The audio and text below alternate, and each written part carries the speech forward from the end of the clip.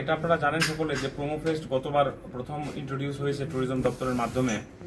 তো আমাদের এটা দাবি ছিল যে সবসময় সব প্রোগ্রামগুলো আগরতলাতে হতো।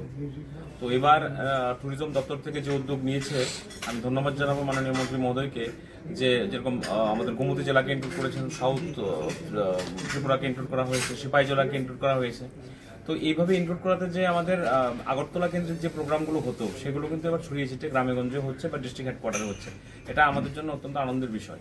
আমাদের এখানে যেরকম দুদিনের প্রোগ্রাম হবে, তো পাপন যে সিঙ্গার, বিখ্যাত সিঙ্গার, সে আসবে এবং তাকে কেন্দ্র করে এই আমাদের যে 19-20 দুদিনের যে প্রোমো ফেস্ট হবে তার রূপরেখা কি হবে তার জন্য মন্ত্রী মহোদয় বলে গেছেন।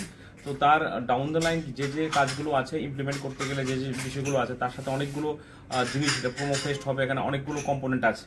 স্পোর্টসের কিছু বিষয় আছে, কালচারাল প্রোগ্রামের কিছু বিষয় আছে, প্লাস আমাদের কিছু সাজসজ্জার বিষয়, যেহেতু এত বড় একটা প্রোগ্রাম হবে, 20-30 হাজার লোক আসবে বিভিন্ন জেলা থেকে, তো সেগুলোকে অ্যারেঞ্জ করা যায়, পুলিশিং এর বিষয় আছে, সেগুলো বিষয়ই আজকে আমাদের সভাধিপতি মাননীয় দেবলদেব রায় মহোদয়, ওনার পৌরোহিত্যে আজকে আমাদের মিটিং হয়। আমাদের এখানে উপস্থিত ছিলেন আমাদের ইউএমসির চেয়ারম্যান মাননীয় সুধীরচন্দ্র মজুমদার মহোদয়, প্লাস সমস্ত লাইন ডিপার্টমেন্টের হেড যারা ছিলেন, এডিএম থেকে শুরু করে সবাই ছিলেন।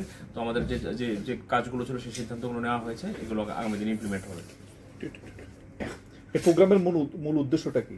এই উদ্দেশ্য মানে ট্যুরিজম মানে তো আমাদের যে ইনকাম জেনারেশন। একটা প্রোগ্রাম যখন হবে তাকে কেন্দ্র করে আমরা দেখেছি যে শ্রেয়া ঘোষাল যখন এসেছিলেন তখন প্রায় সারা আগরতলা জুড়ে পুরো প্রায় লক্ষ লোকের সমাগম হয়েছে, বিভিন্ন জায়গা থেকে লোক এসছে।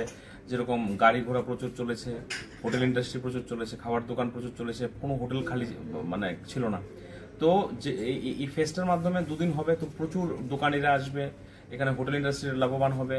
তো আমাদের উদ্দেশ্য ট্যুরিজমের মাধ্যমে তো ইনকাম জেনারেশন করা, তো সেটা প্রথম মাধ্যম। দ্বিতীয়, যে আমাদের সরকার যেটা চাইছে যে আমাদের গ্রামীণ জায়গাগুলোতে আমাদের গরিব মানুষ ম্যাক্সিমাম বসবাস করে, তাদের পক্ষে সম্ভব না যে আগরতলা গিয়ে বিভিন্ন জায়গায় গিয়ে শোগুলো দেখা বা চিত্ত বিনোদনের কোনো জায়গা নেই।